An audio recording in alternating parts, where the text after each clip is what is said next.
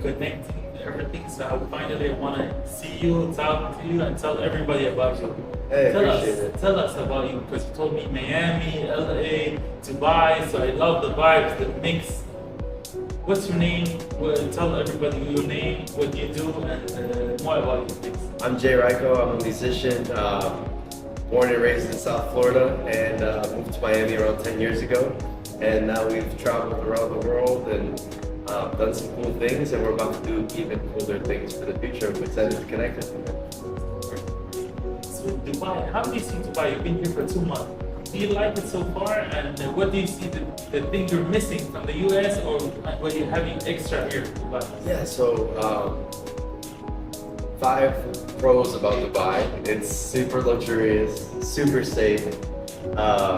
There's amazing people, a lot of collaborations, like you said before. You can go outside wearing whatever you want, not have to worry about anything. Safe. You can not have to pay any taxes on personal income or anything like that. So that's 4. And then 5 is there's an upgrowing real estate market here. You know what I mean? Every day there's a new building getting built. All of these things. Cons is some of the taxis smell really bad. Some of the food is iffy. You know what I mean? 3 is the heat, the weather. It's different. You know what I mean? Coming from, like, let's say LA, or coming even from Miami. It's hot in Miami, but Here's hot. here is not even. I don't even know the word. You know, there's 3 months of the year, June, July, and August. People that don't stay here. That's the first time I came in this these time. 4 months you should not even come here. Yeah. Just go back to This is a big lesson, you know, big lesson. So, Always we learn from our mistakes. right. Okay. So And real estate is growing super fast. I love that. That's really awesome. You know, and there's a lot of opportunity for a new investor even to get involved. Whereas, like, let's say Miami, you know, you're looking at a 1-bedroom and you'll see it for $750,000. Here you can buy the 3-bedroom. You can buy, because I bought Exactly. 7 properties already in Dubai. Wow, I've been congrats. here for 3 years. So I like it's a good business here, and there's a space to make money here. Yeah. So Especially buying off land. Yes. You know what I mean? So Off-plan doesn't exist in the US this much. exactly. It's Here's so good different. off-plan. In 2 years you will have this, so it's good business. And you'll make 30-40% of your money, and it's basically guaranteed. You know what I mean? That's what you say, exactly. Yeah, so- But the good part in the US, and let's say interior is Miami, it's good over there. Like they talk what they do, they talk what they talk, they do. Here there's so much talking. Did you see something about this? I don't listen too much. You know what I mean? To people that are talking. Listen too much. That's my problem. Yeah, I don't like to listen to too many people. I don't like to take advice from people that don't have exactly what I want. I learned, you know, at a young age, you are the average of the 5 people that you surround yourself with most. So I really only learn from very selective people. Okay, like if they're not showing me 30 million in the account, I really don't want to take advice from you about financial advice, for example. Or like they don't have a healthy relationship, I'm not going to take relationship advice from you, or you know, something of this nature. I'm not going to learn how to get ripped from a fat person. You know what I mean? So it's just like, look at their results. We always need to look at their results before somebody's talking. Hey, what have you done? What are you doing? And what are you going to do? And if you don't have these 3 things in alignment, like, Very good example. Very good example. yeah. And LA. Like I see you moved to Miami, but you lived in LA before. Yeah. So why LA and Miami? People would like to know. Music. It's like the most creative places on planet Earth, you know. And I have mentors in LA. One of my, I call him Uncle. You know, he gives me the guest house, shows me the Aston Martin keys, and I just run around in the drop top right around LA. Last time I was in LA, actually, I got robbed at gunpoint. I had somebody pull their car right in front of mine at a gas station on Hollywood Do they know Boulevard. you or no? Nobody knew. I mean, I don't know if they knew me from Instagram or social media or what, but boom, 5 guys, masks on, everything, had guns straight to my head, and just gave them my watch. Insurance. That's what I learned from that lesson. Have insurance on everything. And the police found him or something? But I met a famous actor. A famous actor was there in a He nice saw you. Bentley, saw the whole thing happen, came up to me, introduced himself. We connected, he gave me his number, and I'm like, okay, cool. I'm sure he's not the one he sent the fact. No, I don't think so. I'm kidding. And Miami, the vibes is party all the time and crazy vibes. been to parties here. I see I see on your stories. Yeah. Which one's better for you? Oh, I mean, nothing beats the parties in Miami. I mean, I don't think you come to Dubai for the party life. You know what I mean? Like, there's a different type of lifestyle in Dubai. You know what I mean? It's more luxury, business, home. You know what I mean? But the party life does exist here. You know, like I did a show at 3BK in Burj Khalifa. Very cool. They have 1O. You know, they have Blue. They have all these up and coming clubs and stuff. So. It's not that it doesn't exist, it's just different. You know, there's 11, there's Story, Miami's Miami. My story is like a huge club at 11. I always go with my friends. I like super private, no phones, no nothing. Yeah. Nice. So if I tell you that the next 10 years, what's your plan? What do you want to do? 10-year plan. Well, I would say 5 years. Yeah, let's say 5-year plan. Yeah. My mentor, I remember, his name's David Olentia. Okay. He said, Scotty, what would you do over the next 5 years? You just design your life like this. You write it down, draw a picture of it, and you focus on this. And I mean, I surpassed whatever I drew back then. That's when I was 20 years old. I'm 26 now. So, he always says, design your future. Figure out what you want to do over the next 5 years. What do you want to have? What do you want to accomplish? What are your goals? And base your purpose around this. And I mean, I think my purpose now is how can we change the world with music? How can we change the world with opportunity, real opportunity, something that's actually going to help and assist people? I think even escape the matrix is something that I'm really passionate about. Talk about matrix and stuff like U.S. citizenship, this, that, the other, all of these different things in order to trap you into this slave system, right? Or even the foods that we eat, the water that we drink. I mean, it goes down to all of the things that we do. Turning on the TV, television, watching someone tell your vision, right? Like, they've pre-planned and subconsciously implanted things into our minds. Like what Simpsons would have seen. Is it true what Simpsons Absolutely. I mean, so they knew everything was going to happen. I mean, if it's not true and it happened, I mean, what can we say, you know, at the end of the day? Like, everything has been publicized, and that's called karmic retribution. Karmic retribution is where they have to tell you what's going to happen before it happens in order for them to not have the bad karma effect from it happening. So if you Google 2025, for example, boom, it says apocalypse, Armageddon, lockdown, 2025, all of these things. 2026, FIFA World Cup, what the F? You know what I mean? It literally says this on Google Images. Go to Google Images, boom, it's right there. 2027, same thing. 2028, same thing. 2029, same thing. 2030, boom, the new world. You already did Google all the years? Yes, all the years. And they show you the future before it happens. Look at it, they're doing monkeypox. I don't know if you saw this. It came out over the past 2 weeks. Everywhere, boom, another one. You know what I mean? Another one. DJ Khaled voice. So it's like, there's a lot of stuff that I think as beings we are unaware of or we're not conscious of. And I think we should be more aware and we should help others with it. Music tells the story without focusing. Like if you focus on subliminally, yes.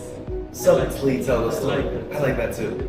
That's why I think it's one of the reasons why I do music. Another reason is because you can actually change how somebody feels, regardless of whether they accept it or not, by them just turning on the radio, by just turning on a song. You know, so you can change somebody's attitude and emotional states just from them listening to music. And can you sing for us something or tell us some music that lets everybody hear it with you? Yeah, so I can, sing right now on the top. 10 seconds to 30 seconds, something. Yeah, I can. I'd rather you guys listen to my music online, you know what I mean? Yeah, preferably. And then, but I can sing you guys some records, you guys can hear it, you know what I mean? On the spot, you got me. And you think about everything's online. What do you think about the social media these days? About TikTok, this, where they controlling people, they tell you what to do and stuff like this. What do you think about the social media right now? Yeah, I think everything's an algorithm. I think when you talk about things and you start to see different reels about it or different TikTok videos about it, it's not like by coincidence, by any chance. I think social media runs the world, and if you can control lots of followers or lots of influence on social media, you can have some sort of power, but obviously they want to suppress the people that do have some sort of influence. Look at Andrew Tate, look at Donald Trump, look at, all of the greats that things are happening to. So you got to be careful about what you publicize publicly. We got to keep the private stuff private and the public stuff public. And when you're ever like onto something or know too much, they always want to contain that knowledge, so they'll censor you or they won't show you as much or whatever. You'll get shadow banned or so you got to be very careful about. You post one thing on politics on Instagram and then boom, false advertising, false information post. I mean, it was I reposted The Simpsons of Trump getting shot at.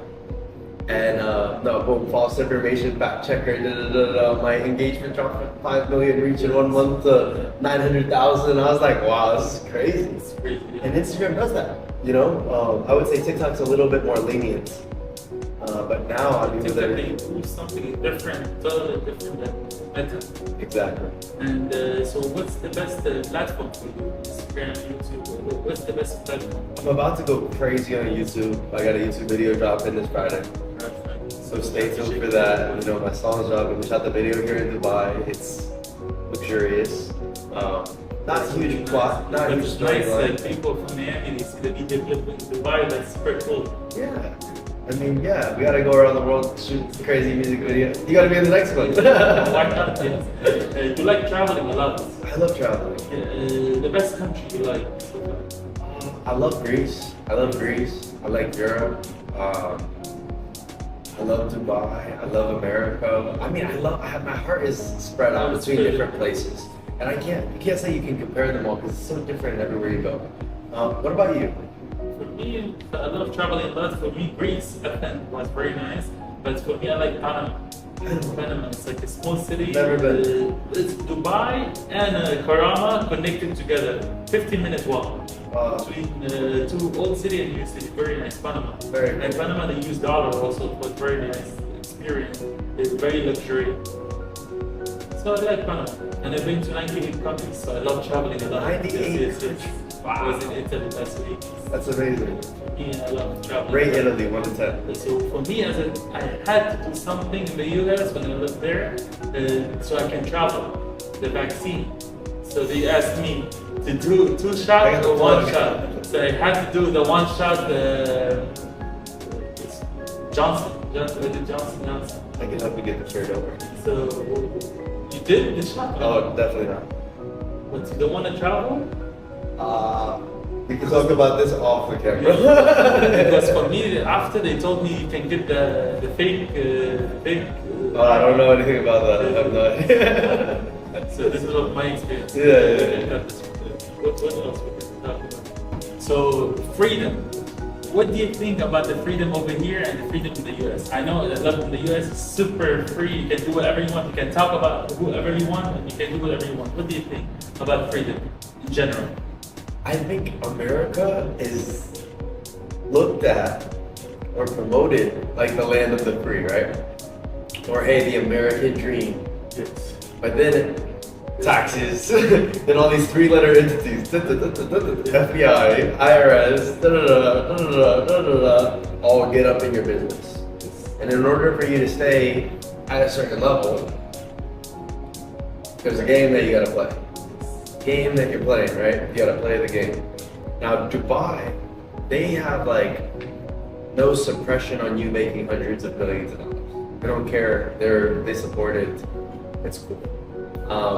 There's indirect fees, so they don't publicly announce it because they want to promote it as if it's the tax haven, the tax, place of the world. And unless you have American passport, then you still got to report or whatever it is. You know what I mean? So you only have American passport. Yes. Okay. So right now I think what we need to do is we need to collect multiple passports, multiple residencies. I just made a partnership with a country called Palau. We get an offshore residency for $250 a year without having to go there. It's all digital. Boom, they mail you your residency card approved by the government. You can KYC to Bybit, KYC to cryptocurrency accounts. I'm big in the crypto space. Made my first $1 million off of crypto.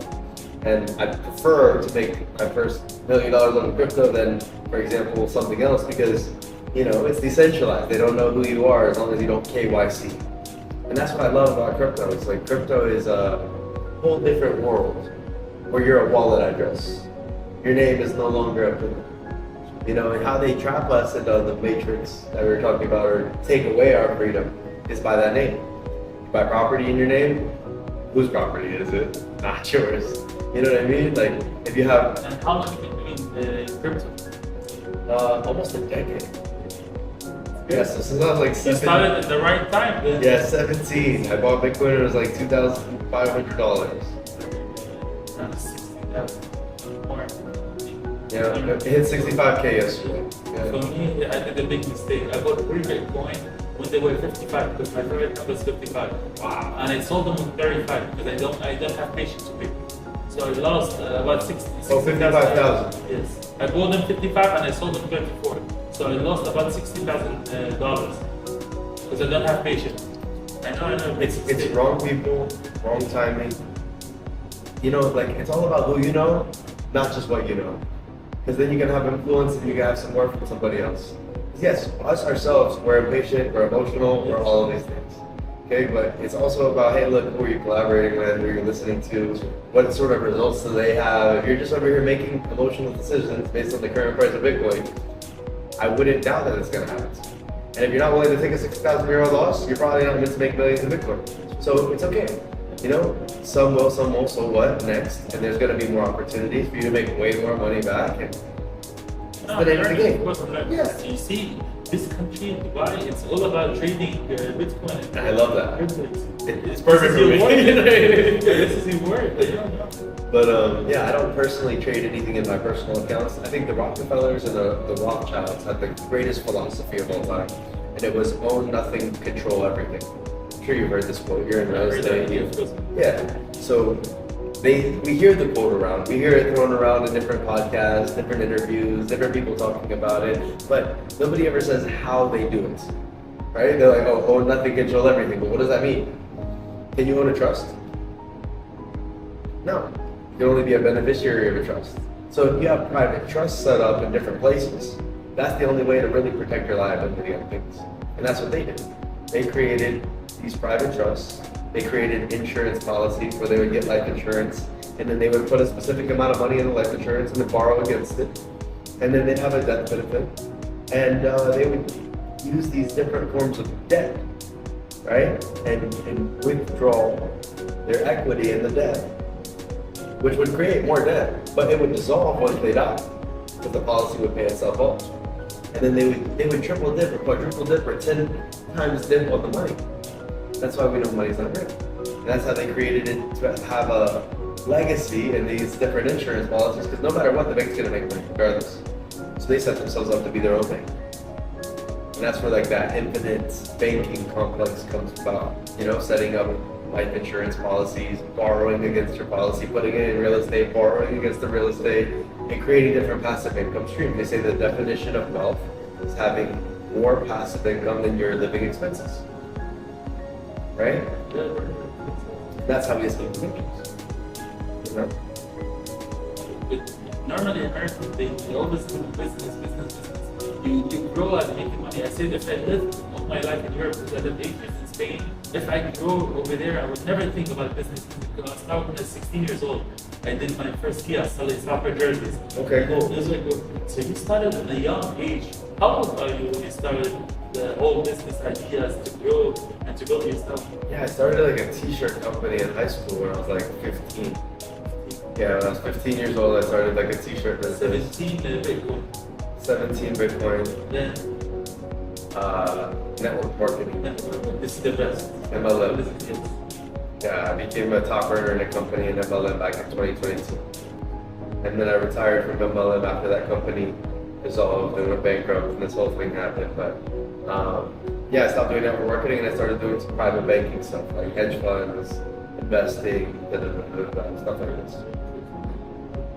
Thank you for sharing this story with us. Appreciate it. Amazing talking to you. And guys, check him on social media and we'll see you very soon. Thanks so much, Joseph. Appreciate you, man.